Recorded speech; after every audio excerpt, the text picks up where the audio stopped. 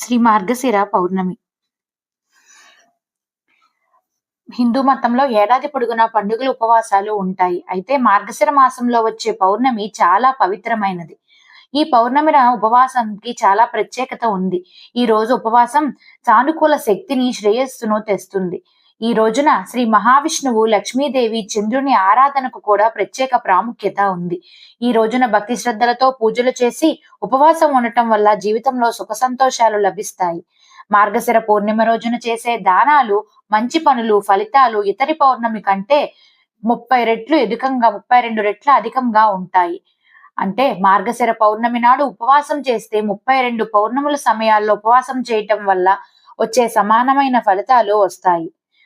ఈ ఏడాది మార్గశిర మాసం పౌర్ణమి రోజు ఉపవాసం ఉండాలంటే బ్రహ్మ ముహూర్తంలో నిద్రలేచి స్నానం చేయాలి. ఈ రోజున పవిత్ర నదులలో స్నానం చేయటం చాలా